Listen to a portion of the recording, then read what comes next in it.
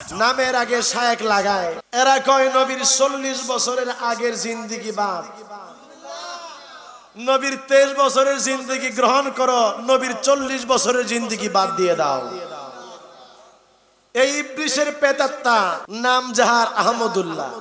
নাম কি? যুবকরা অনেকেই মনে করে এটা বড় মৌলবী, মূলত এটা বড় মৌলবী না, এটা হলো ইহুদিদের দালাল। যে বলছে নবীজির 40 বছরে নবুয়তি পেয়েছে, 40 বছরের আগে নবীকে নবী মানা যাবে না, এই আহমদুল্লাহকে আমি বলতে চাই, নবী রাহমাতুল লিল আলামিনের 25 বছর বয়সের মুজিজা, নবী রাহমাতুল লিল আলামিনের জন্মের সময় নবী রাহমাতুল লিল আলামিনের মুজিজা, এই মুজিজা দেখে অনেক পাত্রী, অনেক বিধর্মী কালেমা পড়ে মুসলমান হয়েছে।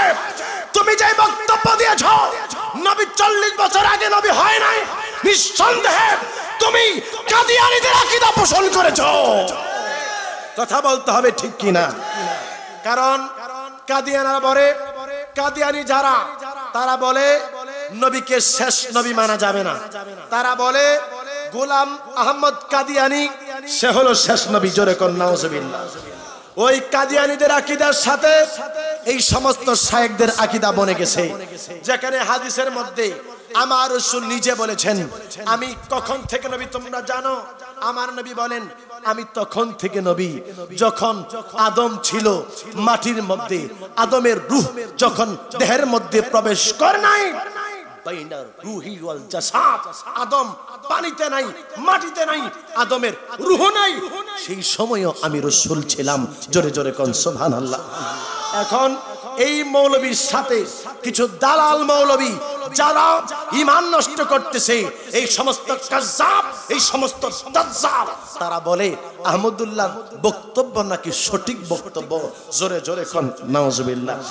এরা আবার বলে আপনারা যে সহিহ হাদিস থেকে বলেছেন এটা তো সহিহ হাদিস আমরা মানি, তবে এটা তো রূহের জগতের কথা, আমরা বলতেছি দুনিয়াতে আসার পরের কথা। আচ্ছা নবী কি এমনটা কইছে যে আমি রূহের জগতের মধ্যে আদমের আগে নবী আর এই দুনিয়ার মধ্যে আদমের পরে নবী? হ্যাঁ এটা কইছে নবী, কইছে নবী এটা বলে নাই। নবী বলছে আমি সর্বপ্রথম নবী, আমার পরে দুনিয়ার মধ্যে নবীরা আসছে আগে, আমি যদিও সবার পরে, তবে সৃষ্টির দিক থেকে আমি সর্বপ্রথম নবী, আর প্রেরণের দিক থেকে আমি সবার পরে নবী। জোরে জোরে কন্যা আল্লাহু আকবার। তা আপনি যদি বলেন হুজুর আল্লাহ কেন নবীকে সবার পরে পাঠাইলো? হুজুর আপনাকে এই প্রশ্নটা আমি করতে চাই, নবীরে কেন আল্লাহ আগে পাঠাইলো না? যেহেতু সম্মানের দিক থেকে তিনি আগে, সম্মানের দিক থেকে আগে, এই জন্য ওনাকে আগে পাঠানো দরকার ছিল। আচ্ছা যদি এমন হয়, আল্লামা ওয়ালিউল্লাহ আশিকি আল কাদরি হুজুর সন্ধ্যার পরে মাগরিবের পরে ওয়াজ করে চলে যায়, তারপরে যত বক্তা আসতেছে তারা যদি ওয়াজ করে, তাহলে কি এটা চলবে? যিনি প্রধান তিনি কি আগে আসে না পরে আসে? কথাটা বুঝাইতে পারে নাই। যিনি প্রধান তিনি কি আগে আসে না পরে আসে? তো প্রধান তো পরে আসবে। নবী বলে যদিও আমি প্রথম নবী, কিন্তু আমি তো প্রধান, এই জন্য আল্লাহ আমাকে সবার শেষে পাঠিয়েছেন। আওয়াজ দিয়ে এখন সুবহানাল্লাহ। এই আহম্মক নাম কি? জোরে কোন আহম্মক নাম কি? না না, তার নাম আহমদুল্লাহ তো বলা যাবে না, সে হলো আহম্মক। কি সে হলো?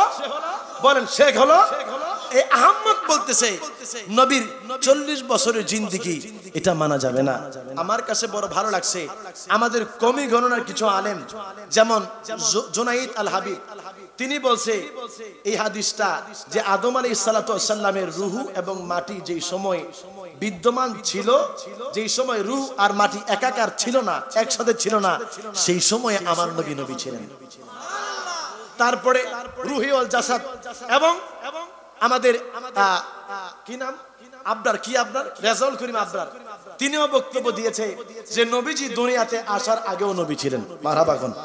আরেকজন কমি গণনার একজন আলেম ছিলেন, তিনি মারা গেছে, জুবাইর আনসারী, জুবাইর আনসারী, তিনিও বক্তব্য দিয়েছেন হাদিসটা তো সহিহ না বলে সুযোগ না বলে কোনো উপায় নাই। এরা মাঝে মাঝে এমন কিছু কথা বলে, এরা চায় না এইগুলা বলে, কিন্তু আইসা পড়ে, এইগুলা আমাদের জন্য দলিল হয়ে যায়। মারহাবা কোন। এই জুবাইর আনসারী মৃত্যুর আগে তিনি বলছে যে আমার নবী দুনিয়াতে আসার আগে নবী। জোরে কোন না সুবহানাল্লাহ। তো হাদিস দ্বারা প্রমাণ আমার রাসূল দুনিয়াতে আসার আগে নবী। আর এই আহাম্মকে কয় নবী বলে 40 বছর বয়সের আগে নবী ছিলেন না। নজরুল ইসলাম কাসিমি সাহেবকে তো সুন্নি ধরা যায়, নজরুল ইসলাম কাসিমি সাহেবকে সুন্নি ধরা যায়, কারণ নজরুল ইসলাম কাসিমি সাহেব এত আলোচনা করে সুন্নি আলেম যারা তারাও এত নবীর শান আজমত বর্ণনা করতে পারে না। তিনি অনেক আলোচনা করে, কথা কোন ঠিক কিনা? তো যা হোক, আমি বলতেছিলাম এটা এই আহম্মক এই সমস্ত উল্টাপাল্টা কথা বলে। তারপরে দেখলাম ওই দিন বলতেছে মদ খাইয়া বলে নামাজের মধ্যে কারণ যাইব, ফতোয়া দিছে যুবক ফলাফান যদি মদ খায় আর কি, হ্যাঁ গো হ্যাঁ প্রমোট করছে, কয় আরো বেশি করে রাখা, খাইয়া হিয়ার পরে নামাজও যা। হ্যাঁ আল্লাহ কয় তোমরা না মদ খাইয়া তোমরা নামাজে যাও না, লা তাকরাবু সালাহ ওয়া আনতুম সুকারা। আল্লাহ বলতেছে তোমরা মদ খাইয়া নামাজের মধ্যে যাও না। আর হ্যাঁ কইতাছে মদ খাইয়া নামাজের মধ্যে গেলে মাতলামি নাই রে, নামাজ হয়ে যাবো। আর হাদিসের মধ্যে আসছে আমার নবী বলছে কোন মানুষ যদি মদ পান করে 40 দিন পর্যন্ত তার নামাজ হবে না। কয়দিন?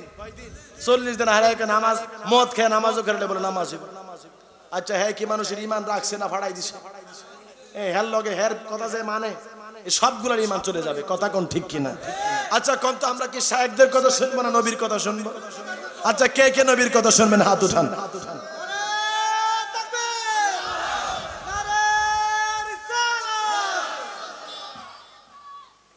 নারে গাউসিয়া সকলে কন্যা মারহাবা। তো যা হোক, মাঝে মাঝে এদের ব্যাপারে কথা বলতে হয়। এদের নাম আমরা নিতে চাই না, আমাদের ঘৃণা লাগে, তারপরও সংশোধন করার জন্য বলি এদের আলোচনা শোনা হারাম, এদের আলোচনা শোনা যাবে না।